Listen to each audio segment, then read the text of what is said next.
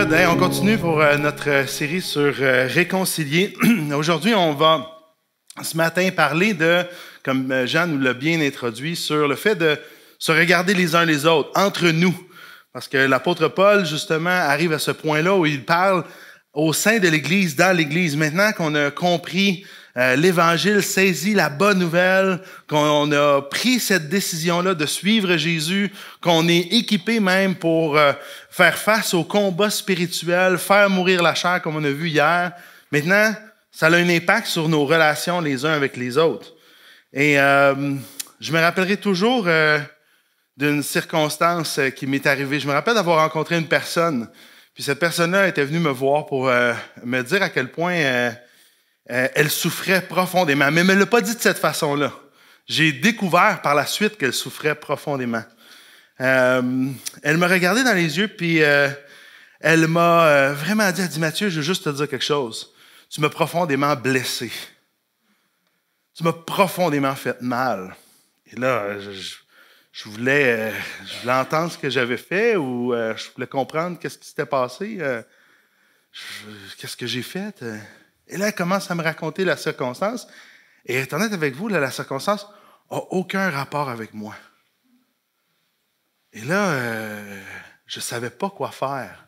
Être honnête avec vous, je ne savais pas quoi faire parce que ma tendance naturelle, ça aurait été de dire, ben, je te demande pardon.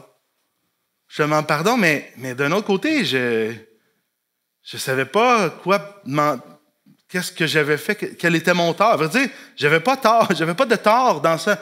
La personne souffrait énormément, puis dans les circonstances de sa vie, moi, je suis arrivé, puis elle a attribué ses torts à moi. Mais j'étais vraiment pris. J'étais vraiment squeezé. Puis là, je luttais dans ma tête avec plein de principes et de concepts biblique, de dire, mais Seigneur, je veux me réconcilier avec cette personne-là. Je veux vraiment pas qu'elle pense du mal de moi. Je veux rétablir la relation. Elle est vraiment fâchée après moi. Donc, là, j'étais vraiment pris. J'ai dit à cette personne-là, je dis, est-ce que tu me permets de prier sur ça? La personne a dit, oui, pas de problème. Alors, j'ai prié sur ça et je suis allé chercher l'aide d'un mentor, de quelqu'un qui me connaît bien, de quelqu'un qui peut... s'il voit que je me trompe ou va me poser des questions, puis cette personne va me poser des bonnes questions, OK, mais qu'est-ce que tu as fait? Où t'étais? Qu'est-ce qui s'est passé? Toi, là, essaie de trouver, y a-tu quelque chose, même si c'est 2% de cette circonstance-là qui t'appartient. Mais en essayant de tout décortiquer l'histoire, je me rendais compte, ben non, j'avais pas nécessairement un impact. Ça n'avait pas rapport avec moi, la situation. Alors, je suis retourné voir la personne, puis j'ai demandé à mon mentor, je dis, mais écoute, je ne serais pas mieux de juste demander pardon quand même. T'sais. Dans le fond, je vais demander pardon, puis comme ça, tout va être réglé. Et là, je me rappelle ce mentor-là de me regarder dans les yeux et me dit, Mathieu, ne vis pas dans la fausse paix. C'est pas la vérité. Ne base pas tes relations sur la fausse paix. Et je ne sais pas si tu as déjà entendu parler de la fausse paix, mais je crois que beaucoup de nos relations, malheureusement, sont basés sur la fausse paix. Et j'ai dit, oh, tu as raison. Fait que je suis allé voir cette personne-là, ça me demande tout mon courage, de la rencontrer et de dire, écoute, je suis vraiment désolé, j'entends ta souffrance. Et même, j'aimerais ça pouvoir te demander pardon, j'aimerais ça pouvoir le mettre sur mon compte. Mais comprends, ça ne serait pas vrai. On n'aurait pas une vraie relation ensemble. Mais est-ce que tu me permets de t'accompagner dans ta souffrance? Et la personne souffrait et elle a mal pris ça, elle est partie, puis elle était fâchée, puis elle a dit non, je ne veux juste plus jamais te voir. Et là, j'étais comme, c'était tellement pas ça que je voulais produire. Mais vous êtes d'accord avec moi, les relations, c'est compliqué. Les relations, c'est compliqué. Mais ce matin, je veux t'encourager à considérer la réconciliation comme Dieu voit la réconciliation. C'est intéressant parce qu'on a chanté ça. Hein? Jésus, c'est notre prince de paix. Même Jésus, dans le fond, il est venu nous donner la paix. Puis même, comme on va le voir, ça a de l'impact. Connaître l'Évangile, ça a un impact majeur sur la façon dont on rétablit nos relations. Mais en même temps, Jésus a dit, je ne suis pas venu apporter la paix, je suis venu apporter l'épée. Donc, il y a des circonstances que des fois vont nous amener à juste comme vivre des tensions à cause du fait qu'on fait confiance à Jésus, au fait que, Seigneur, c'est à toi que je fais confiance. Je ne comprends pas pourquoi ça produit ça dans mes relations. Je ne comprends pas pourquoi, mais je veux te faire confiance. En même temps, il y a des fois où vraiment il y a des torts qui nous appartiennent. Même si 2% de toute la circonstance, c'est de notre faute, mais il faut prendre 100% de notre responsabilité du 2% de la faute et là, vraiment, demander pardon et le mettre sur notre compte. Parce que après ça, ce qui est sur notre compte, on va le porter sur le compte de Jésus, que Jésus a déjà tout pardonné. Alors, on peut librement faire ça. Mais vous êtes d'accord avec moi, comme j'ai dit tantôt, les relations, c'est compliqué. Et je veux t'encourager à vivre la vraie réconciliation et non pas ni la fausse paix, ni des relations tendues, ni non plus des déchirements parce que c'est de ta responsabilité. Non, vraiment vivre des vraies réconciliations. Un excellent livre sur les relations.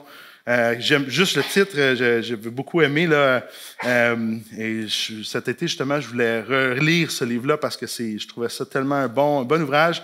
Livre de Tim Lane puis Paul Tripp, Nos relations, des bénédictions compliquées. Je trouve juste le titre, hein, est assez évocateur, mais il donne plein d'outils dans ça, dans comment, justement, vivre des vraies réconciliations, pas vivre la fausse paix, comment s'aider les uns les autres. Et c'est ça qu'on va se parler ce matin. Éphésiens 4 nous dit, je vous exhorte donc, moi, le prisonnier dans le Seigneur, l'apôtre Paul, de marcher de manière digne de la vocation qui vous a été adressée, en toute humilité et douceur, avec patience, vous supportant les uns les autres, avec amour, vous efforçant de conserver l'unité de l'esprit par le lien de la paix. C'est ça notre travail ensemble, c'est vraiment on a à s'efforcer, à mettre des efforts Seigneur, qu'on puisse être unis par ton esprit, justement parce que la paix est possible en toi. Mais comment faire pour conserver l'unité de l'esprit? Comment on peut faire pour ne pas entretenir la fausse paix? Bien, l'apôtre Paul, c'est exactement de ça qu'il nous parle. Donc, tournez avec moi dans Colossiens 3. On va lire à partir du verset 9.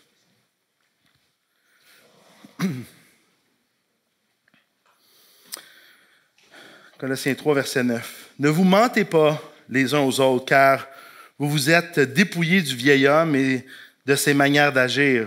Vous avez revêtu l'homme nouveau qui se renouvelle pour parvenir à la vraie connaissance conformément à l'image de celui qui l'a créé. Il n'y a plus ni juif, ni non-juif, ni circoncis, ni incirconcis, ni étranger, ni sauvage, ni esclave, ni homme libre, mais Christ en tout et en tous. Ainsi donc, en tant qu'être choisi par Dieu, saint et bien-aimés, revêtez-vous de sentiments de compassion, de bonté, d'humilité, de douceur, de patience.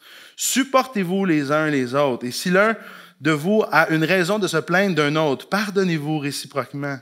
Tout comme Christ vous a pardonné, pardonnez-vous aussi.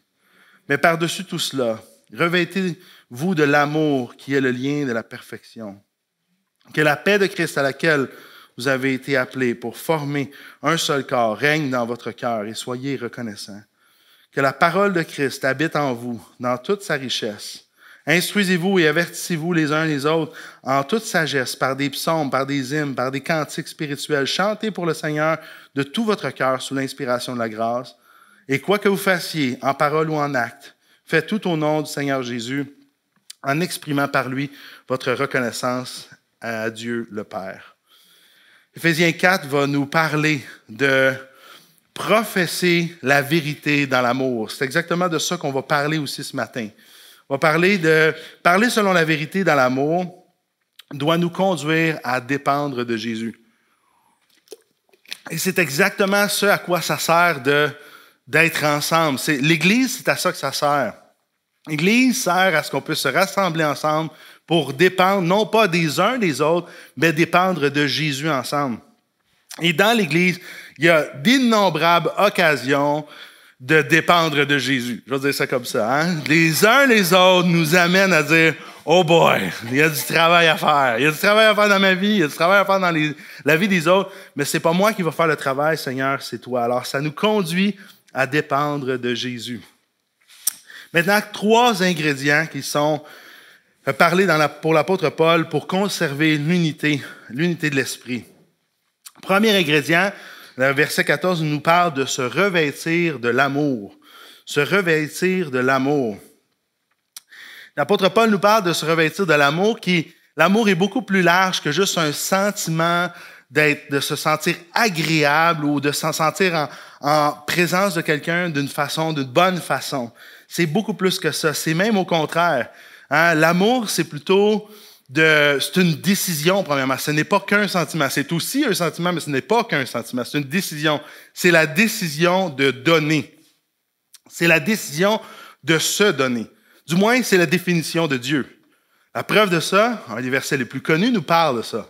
Car Dieu a tant aimé qu'il a aimé, c'est aimer, c'est donner. Je me rappellerai toujours de cet homme-là qui est venu à l'église à Mascouche, puis il me dit, Mathieu, il dit, fréquenter ton église un peu, puis il n'y a pas d'amour ici. Pas d'amour. Je commençais à pas d'amour. J'ai dit, toi, tu veux-tu m'aimer? Ah, dis-moi, je t'aime. Dis-moi, j'aime tout le monde, j'aime les gens. J'ai dit, t'es dans l'église, il y a de l'amour, t'es là, toi, qu'est-ce que tu fais? T'aimes? Ah, il dit, à part moi, il n'y a pas d'amour. Ben, donc, il y a de l'amour. T'es là. Ah, j'avais pas vu ça. Ben oui, mais c'est ça. C'est même pour ça que t'es là. S'il n'y a pas d'amour dans l'église, va-t'en pas. Là, il n'y en aura vraiment pas d'amour, là. Mais es-tu prête à donner? Oh, là, par exemple. Là. Ouais, c'est ça. Ce que tu es en train de me dire, c'est que tu ne sens pas l'amour dans l'Église. Ah, ça, c'est une autre chose. Mais toi, es-tu prête à donner? Donne. Les autres vont sentir l'amour. Ça va changer. Du moins, c'est comme ça que Jésus a pensé les choses. Pensez-y un peu. Si Jésus était venu pour se faire aimer, il arrive là, puis là, il vient sur terre, puis là, il cherche l'amour. Ah, aimez-moi, aimez-moi. Restez déçus, hein? Jésus est venu pour donner, il est venu pour aimer. Aimer, c'est donner. Puis donner, ça s'exprime de plein de façons. Ça s'exprime avec plein de sentiments différents. De la compassion, nous dit l'apôtre Paul, la bonté, l'humilité, la douceur, la patience. Ça, c'est aimer. C'est de se supporter. Tu sais, si l'apôtre Paul nous dit qu'il faut se supporter les uns les autres, là, c'est pas parce que l'Église, c'est facile. Il faut se supporter. Ah, mais ça ne me tente pas de les supporter. Ben, dis-moi pas ça à moi, dis ça à Jésus.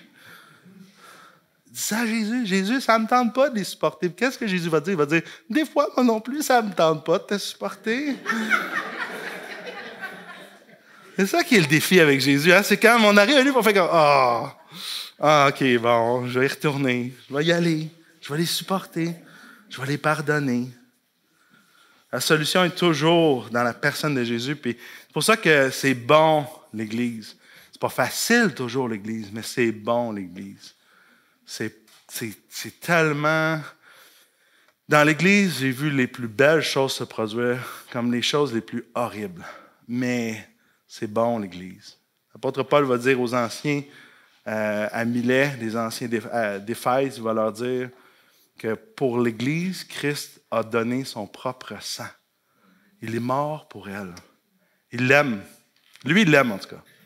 Il aime l'Église. Puis souvent, ça m'est arrivé de juste revenir à Jésus. Jésus, j'ai besoin que tu déposes ton amour dans mon cœur parce que par moi-même, je n'ai pas beaucoup d'amour pour l'Église, mais transforme mon cœur pour que ton amour puisse me permettre d'aimer mes frères et mes sœurs parce que c'est pas moi qui vais les aimer. Moi, je peux les aimer un bout de temps. Hein, on va être honnête, là. Je peux les aimer jusqu'à un certain point. Je vais arriver rapidement, par exemple, à ma limite parce que on est tous différents. On est tous de milieux différents. On vient tous d'endroits différents. On a toutes des façons de penser différentes. On a toutes même, il faut être honnête, des convictions un peu différentes. Là, puis on a tous des petits détails avec lesquels on pourrait tellement se chicaner puis briser l'unité de l'esprit. Mais non, c'est pas ça qu'on va faire. On va s'efforcer à conserver l'unité de l'esprit premièrement, en s'aimant. Mais ce n'est pas le seul ingrédient que ça prend pour conserver l'unité de l'esprit, l'amour. L'apôtre Paul nous parle aussi de la vérité. Il commence cette section-là en disant ça. Ne vous mentez pas les uns aux autres. Ne vous mentez pas les uns aux autres. Parlez selon la vérité. Soyez motivés par l'amour. Soyez remplis d'amour. Mais aussi, soyez pleins de vérité. Parlez selon la vérité. Ne mentez pas. Parler aux autres selon la vérité, c'est vraiment pas facile. Surtout pour des Québécois. Ou du moins, de parler selon la vérité dans l'amour, c'est pas facile. C'est pas facile de parler selon la vérité parce qu'on est tellement conciliant. Être conciliant, ça veut dire qu'on n'aime pas la chicane. On n'aime pas ça, la chicane, nous autres, les Québécois. Quand on sait que quelqu'un est comme en grippe contre nous, là, qui nous aime pas, qui nous regarde, on n'aime pas ça. Fait que, tant qu'à avoir de la chicane, on aime mieux pas dire les vraies choses. Hein? On dirait que c'est comme si... On se dit, mais ça, c'est ça l'amour. Mais c'est pas ça l'amour. L'amour, puis la vérité, c'est deux éléments qui ne sont pas contradictoires. Dans la vie chrétienne, c'est deux éléments qui se vivent encore une fois en tension. Et la seule façon de bien vivre cette tension-là, c'est comment le Saint-Esprit nous dirige. Puis quand le Saint-Esprit nous dirige, on le voit, on accompagne quelqu'un, on rencontre quelqu'un, on voit qu'il y a quelque chose, on parle selon la vérité. Oups, la personne ne réagit pas bien, mais hey, est-ce que c'était l'amour qui me motivait? Ben, si ce n'est pas l'amour qui te motivait, là, il y a un élément. Je vais demander pardon. Non, je voulais régler mes comptes. OK, ben, je te demande pardon. Donc, c'est l'amour reprend. Oups, OK, est-ce que je peux t'accompagner? Je vais être compatissant avec toi. Si je vois que. Mais c'est dur de vivre cette tension-là. On a plutôt tendance à vivre les deux extrêmes. Hein? C'est comme plutôt, je l'aime, je ne dirai pas. Ou l'inverse. Moi, il dit, puis après ça, bye bye. Hein? C'est comme, je ne l'aimerai plus, il n'y a plus besoin de l'aimer. Il va y avoir dit la vérité, par exemple. Mais, c'est pas ça, c'est une tension entre les deux. C'est quelque chose qui n'est pas facile à maintenir. À vrai dire, je reviendrai, c'est même impossible à maintenir. C'est pour ça que ça nous demande l'Esprit de Dieu en nous pour vraiment nous guider à parler selon la vérité, mais aussi rempli d'amour et avec amour. La meilleure personne qui a fait ça sur terre, c'est Jésus. Regardez comment Jésus, c'est intéressant de voir comment Jésus parlait aux gens. Ou même, regardez toutes les fois où Jésus ne parle pas aux gens. Ça aussi, c'est intéressant. Pensez-y, là. Lui, il est parfait. Il voit tous les problèmes. Tous les problèmes. Tous les conflits, tous les problèmes. Imaginez s'il avait été motivé uniquement par la vérité. Il n'aurait pas arrêté de parler. Hey, toi, tu parles pas bien. Hey, toi, tu regardes pas bien. Toi, tu penses pas bien. Toi, tu fais pas bien. Toi, tu regardes pas bien. Attention, toi, là, hey, toi, arrête de faire ça. Toi, fais pas ça. Hey, il n'aurait pas arrêté. Pourtant, puis savez-vous quoi? Il aurait eu le droit. Il est la vérité. Il a raison. Il aurait eu raison sur tout. À chaque fois, il aurait fallu faire. Non, il a raison. Non, OK, il a raison. Mais c'est pas ça. C'est pas ça qu'on voit dans les Écritures. On voit Jésus, là. Il pose des questions. Jésus pose des questions. Il est la vérité. Il devrait affirmer la vérité. Voyons. Pourquoi il n'a pas dit la vérité, Jésus? Parce que Jésus comprenait une chose. Juste lancer la vérité dans le visage de quelqu'un, là, c'est pas beaucoup d'amour, ça. Mais pas juste ça non plus. Ça donne pas souvent grand-chose, à être honnête. Parce que Jésus comprenait qu'il fallait que la personne saisisse la vérité, s'approprie la vérité.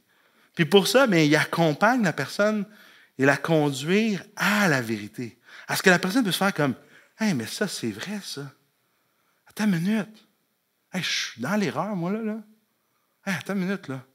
Je me trompe-tu, moi, là?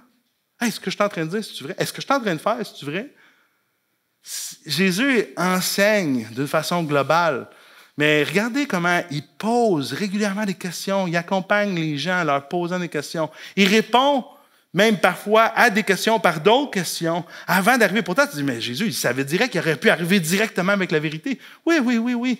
Mais il nous accompagne. Puis, regardez, il faisait ça, mais il fait encore ça dans nos vies. Comment Jésus, il nous accompagne. Le Saint-Esprit, pointe quelque chose dans notre vie, nous montre, hey, ça, c'est pas bien. Hey, ça, faut que tu lâches ça. Hey, lâche prise sur ça. On lâche pas. On continue. Il revient d'une autre façon. Il veut qu'on saisisse la vérité. Il veut qu'on s'approprie parce qu'il sait que, comme on l'a vu hier, pour faire mourir la chair, ça demande la soumission de notre volonté. Puis Jésus, même pour le salut, ne nous sauve pas si on décide de ne pas se soumettre à lui. Il ne nous sauve pas. C'est pas qu'il ne veut pas nous sauver, mais il ne nous sauve pas. Mais si on soumet notre volonté à lui, absolument, là, il nous sauve. C'est la même chose pour la croissance spirituelle. Pas juste pour le salut, c'est la même chose pour la croissance. Dieu, il ne viendra pas, il n'interviendra pas dans ta vie si toi tu dis, non, n'est pas besoin d'être capable tout seul. Il veut que tu saisisses. Attends une minute, là, il t'accompagne. Puis là, quand tu dis, viens m'aider, là, viens à mon aide. Lui, il est toujours prêt à venir. Lui, il attend rien que ça. Là, il vient, puis il rentre, puis il fait ce que toi, tu n'es pas capable de faire. Ne pas mentir, c'est, comme l'apôtre Paul va dire ici, c'est pas juste une question de l'importance de faire la bonne chose. C'est tout simplement parce que la parole de Christ habite en nous. Christ habite en nous. Donc, pour lui qui est vérité, il ne peut pas tolérer le mensonge, n'accepte pas, ne veut pas, ça ne va pas ensemble. Donc, c'est pour ça que c'est la vérité que Dieu veut qu'on professe, qu'on vive, qu'on croit, hein, qu'il soit au fond de notre cœur. Maintenant, encore une fois, même si Dieu est en horreur du mensonge, ben Dieu nous accompagne, nous fait comprendre, tranquillement, pas vite, nous amène. Il est patient. Oublions pas, j'ai dit ça à plusieurs personnes cette semaine, Dieu a créé le temps. Pour lui, c'est pas quelque chose dans lequel il subit. Nous, on subit le temps.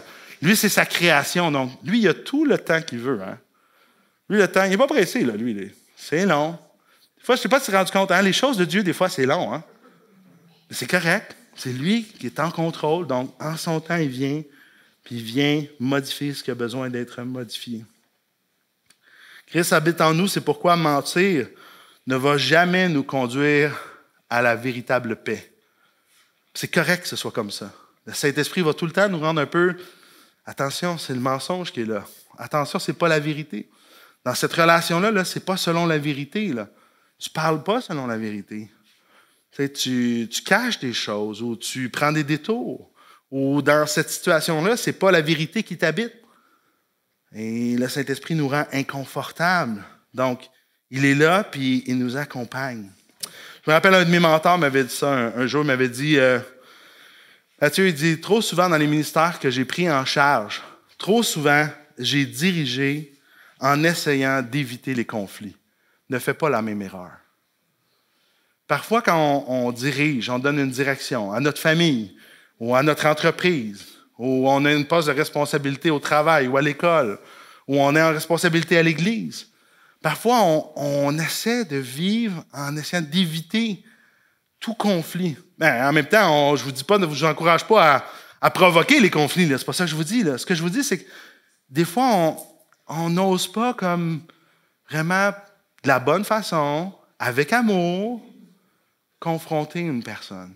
Parce qu'on se dit, ah non, ça va vraiment mal virer. En même temps, il faut la sagesse de Dieu, il faut demander le temps de Dieu, il faut prier sur ça, mais il faut demander à Dieu qu'il nous donne la bonne motivation, qui est l'amour, mais de ne pas adresser des choses dans la vie des gens qui nous entourent, ou même de ne pas laisser les autres adresser des choses dans notre propre vie, ce n'est pas la réconciliation. Ce n'est pas la vraie réconciliation.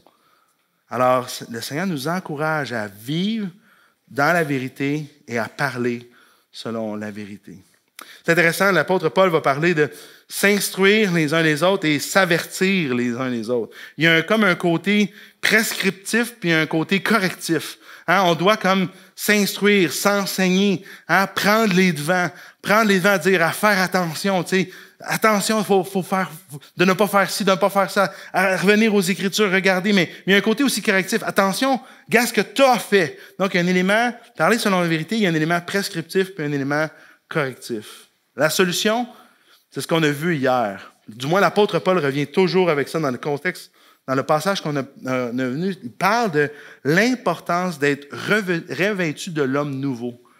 C'est notre identité qui nous permet de véritablement être bien équilibré entre la vérité et l'amour, et de suivi par ce que le Saint-Esprit va nous demander de faire dans un contexte donné, mais ce qui va nous permettre d'être libres, on a parlé de ça cette semaine, d'être libre de vivre la vraie réconciliation, c'est de revenir à notre vraie identité. Puis c'est ça qui est intéressant, il y en a juste une seule identité qui ne changera jamais. Quand on donne notre vie à Jésus, notre vraie identité qui est maintenant notre identité éternelle, la vraie, mais l'apôtre Paul nous dit qu'on est maintenant assis dans les lieux célestes à cause de cette vraie identité-là, c'est celle de fille et de fils de Dieu. Ça ne changera jamais. C'est ça que l'apôtre Paul dit. Si tu es un fils ou une fille de Dieu, ben, va, agis, puis conserve l'unité de l'esprit. Force-toi à conserver l'unité de l'esprit en parlant selon la vérité, mais aussi en étant plein d'amour, en étant motivé par l'amour et en recherchant comment tu peux faire pour aimer l'autre. Donc, ce qui nous aide à pouvoir bien vivre cet équilibre-là, c'est notre identité, c'est revenir à notre vraie identité, c'est de revêtir l'homme nouveau. Je te pose une question ici, une question un peu plus directe. Qui dans ta vie peut et a accès à te parler selon la vérité? Qui dans ta vie là, peut venir te voir, peut cogner chez toi à la maison, peut prendre le téléphone, t'appeler et te dire « Frère, sœur, je pense que tu te trompes. » Être honnête, c'est correct qu'il n'y en ait pas beaucoup. Mais s'il n'y a personne qui peut faire ça, pose-toi des questions. Pose-toi des questions parce que tu es un peu en train de dire que toi, tu es autosuffisant avec Jésus pour pouvoir diriger ta vie. Mais n'oublions pas, Jésus utilise les gens autour de nous. Tu sais, encore une fois, je ne te dis pas qu'il faut que tout le monde puisse être capable de faire ça, mais certainement 1, 2, 3 personnes idéalement, au moins une personne peut arriver et dire « Hey, je pense que c'est problématique ce qui se passe dans ta vie. » là. Ou juste te poser la question. Ça se peut-tu juste bien comprendre, qu'est-ce qui se passe avec toi? Est-ce que tel élément, est-ce que telle chose a besoin d'être corrigée? Qui peut parler dans ta vie? Qui peut venir te parler selon la vérité? À qui donnes-tu accès à ton cœur pour qu'on te parle selon la vérité? 2 ingrédients, il y a un 3e pour pouvoir s'efforcer de conserver l'unité de l'esprit. Se revêtir de l'amour, parler selon la vérité. Le 3e élément, être motivé par Jésus. Être motivé par Jésus. Verset 17. Et quoi que vous fassiez en parole ou en acte, faites tout au nom du Seigneur Jésus en exprimant par lui votre reconnaissance à Dieu le Père. L'apôtre Paul nous dit, ouais, mais comment on fait pour savoir qu'on est vraiment motivé par Jésus, que notre motivation, c'est ce que Jésus nous demande de faire, que c'est véritablement pas moi qui décide, mais que c'est lui qui décide puis que je suis soumis à lui. L'apôtre Paul, il le donne dans ce verset-là. Ça va produire de la reconnaissance. Tu vas être dans la gratitude, toujours. Hey, je suis tellement content, là. Je suis tellement heureux, là. Wow, c'est super. Je suis allé voir cette personne-là, puis elle est partie tout triste parce que je l'ai repris, mais je sais que j'ai fait la volonté de Dieu. C'est ça qui s'est passé dans Marc 10. Jésus a regardé le jeune homme riche. Le texte est super intéressant parce que juste avant de lui dire la vérité, puis regardez, il lui a pas dit direct la vérité. Hein? Le jeune homme, il vient le voir. Comment je peux faire pour avoir la vie éternelle? Mais bon maître, hein? Là, Jésus, pourquoi es-tu en train de m'appeler bon maître? Il y a juste Dieu. Bon, es-tu en train de faire de moi Dieu? Ça veut dire que je peux te parler, là. Tu veux me donner accès à ce que je puisse parler selon la vérité? OK. Je vais te parler selon la vérité. Pow! Jésus, il amène la vérité. Non, non, non. Qu'est-ce que Jésus lui dit? C'est quoi les commandements, ils disent? Ah, ben, commence à citer les commandements. Et le jeune homme, ben, j'ai tout fait ça, moi. OK. Qu'est-ce que Jésus dit? Juste avant, Marc dit, Jésus l'aima et lui dit, vends tout ce que tu as, viens, porte ta croix, suis-moi. Là, il est parti tout triste. Wow, moi, je pensais que quand on aimait quelqu'un, ça devrait produire de la joie. Ça dépend. Ça dépend. Jésus, est-ce qu'il a manqué d'amour? Non. Est-ce que Jésus a parlé selon la vérité? Oui. Jésus a été capable d'équilibrer ça d'une façon parfaite. Maintenant, d'équilibrer ça d'une façon parfaite, la façon d'évaluer si ce qu'on a fait était la bonne chose, la réaction de l'autre personne n'est pas une bonne évaluation, nous dit ce passage-là. La réaction de l'autre personne, des fois la tristesse, c'est une chose qui est nécessaire pour produire de la repentance ou tout simplement amener la personne à réfléchir ou des fois aussi juste comme laisser la personne se perdre à elle-même. Mais peu importe, ça ne nous appartient pas. Le bout qui nous appartient, c'est est-ce que j'ai parlé selon la vérité et avec amour? Du moins, c'est ce que Jésus a fait. Mais comment on fait pour savoir qu'on est vraiment motivé par Jésus? La reconnaissance. Père, je suis triste pour cette personne-là qui est partie tout triste, mais je suis reconnaissant parce que tu m'as utilisé. Puis j'ai voulu être utilisé par toi. Puis je te fais confiance de ce qu'il va produire par la suite. Merci Seigneur que c'est pas toujours par tristesse, ou les gens réagissent pas toujours en étant fâchés ou par tristesse. Le Seigneur nous donne aussi des bénédictions. Amen. C'est le fun des fois d'entendre quelqu'un dire que tu parles sur la vérité avec amour, puis la personne a fait hey, t'as bien raison, là, on peut-tu prier ensemble, je veux me repentir. Amen, ça l'arrive, puis on veut ça aussi. Mais l'évaluation de si on a fait la bonne chose ne peut pas partir de comment la personne a réagi. C'est pas une bonne manière d'évaluer les choses, nécessairement. Des fois aussi, c'est une bonne façon d'évaluer si on l'a bien fait. Alors, c'est pour ça que je vous dis, les relations, parfois, c'est compliqué. Mais ici, l'apôtre Paul, le 3e ingrédient qu'il nous donne, c'est d'être motivé par Jésus. Et la reconnaissance, ça s'exprime encore de plein de façons. On le voit et on le vit beaucoup avec Jean cette semaine à travers la louange. On peut être reconnaissant à Dieu. Mais une chose qui est tout au long de ce passage-là revient continuellement à qui tu es, à ton identité. L'apôtre Paul va nous dire que c'est parce qu'on est des élus de Dieu, des saints, des bien-aimés. C'est parce qu'on est enfants de Dieu, parce qu'on peut revêtir l'homme nouveau, que l'on peut parler selon la vérité, avec amour, et être motivé par Jésus, que ce soit vraiment Jésus qui nous dirige. Parler selon la vérité dans l'amour doit nous conduire à dépendre de Jésus. Puis l'Église est un bon endroit pour pouvoir vivre ça.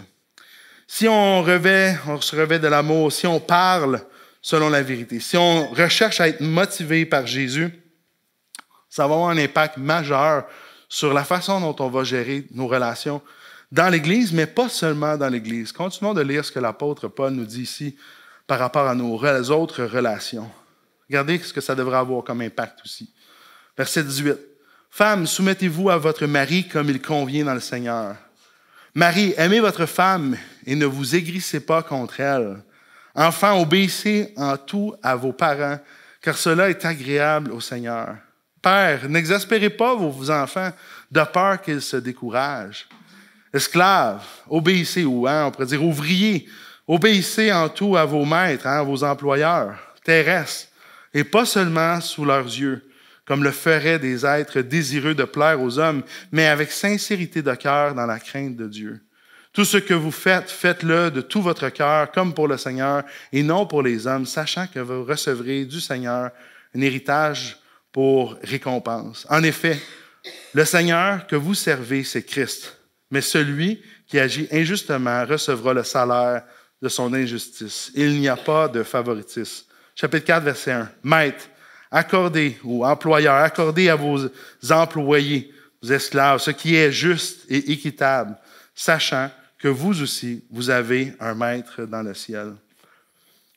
Notre nouvelle identité a un impact indéniable. C'est sûr que ça a un impact sur nos relations. Maintenant, comme on l'a vu, les relations, c'est pas toujours simple. C'est pas juste une recette. Bien que je parle de 3 ingrédients, c'est pas juste une recette. On met on fait 3-4 choses, puis tout va bien aller. Non, il y a des fois où la réaction des gens, c'est pas celle qu'on voudrait. Des fois, c'est notre propre réaction qui est pas la bonne. Des fois, on est pris nous-mêmes, on est esclave de l'attente des autres, ou de l'approbation des autres, ou de gagner la faveur des autres. C'est pas si simple que ça. Mais une chose qui est claire, si on est un enfant de Dieu, si on est des élus, si on fait partie de la famille de Dieu, ça doit avoir un impact indéniable sur nos relations.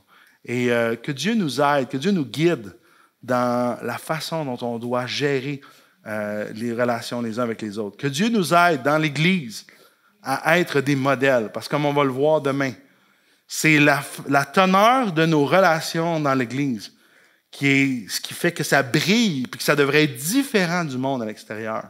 C'est ça qui fait que les gens devraient regarder l'Église et dire « Hey, c'est vraiment extraordinaire. Il y a un paquet de jeunes avec un paquet de moins jeunes qui sont dans cette Église-là. On ne voit pas ça nulle part dans la société. Hey, plein de monde de toutes les nations qui sont capables d'être ensemble. Ils se voient, ils continuent de se voir, puis ils s'aiment, là. Pourtant, ils ont plein de cultures différentes, puis ils continuent de vivre ensemble puis de s'aimer. Ah, regarde dans l'Église, là, il y a des vaccinés et des non-vaccinés en la même place. On voit pas ça souvent dans la société. C'est ça qui fait la différence. Que notre monde puisse voir ça et dire « Hey, il y a quelque chose d'intéressant là, parce qu'on ne voit pas ça ailleurs. » On va voir ça demain. Donc, que Dieu nous aide, que Dieu nous guide à bien gérer nos relations en fonction de la réconciliation qu'on a eue avec le Père. Prions ensemble. Seigneur Jésus, je veux juste te demander encore une fois ton aide à pouvoir agir selon ta volonté dans nos relations. Qui, comme tu le sais, tu l'as vécu toi aussi, c'est pas toujours simple. Tu as vécu des défis avec ta famille, tu as vécu des défis avec tes amis, avec tes disciples, des défis avec tes ennemis. Seigneur, c'est pas simple, mais on veut te regarder comme un modèle, mais aussi on veut se rappeler ce que ta venue ce que ta mort et ta résurrection ont produit en nous. Elle a produit une nouvelle identité. Nous sommes renouvelés. Nous sommes des nouvelles créatures. Et on veut vivre en fonction de cette nouvelle identité-là. Seigneur, merci d'avoir accompli ce que nous n'étions pas capables de faire, c'est-à-dire nous transformer, nous changer. Et merci énormément pour ton Saint-Esprit qui nous accompagne et nous guide à savoir quoi faire. Aimer, dire la vérité, se taire, écouter, poser des questions, mais surtout aussi être motivé par toi. Seigneur, c'est dans ton nom que je te prie ces choses. Amen.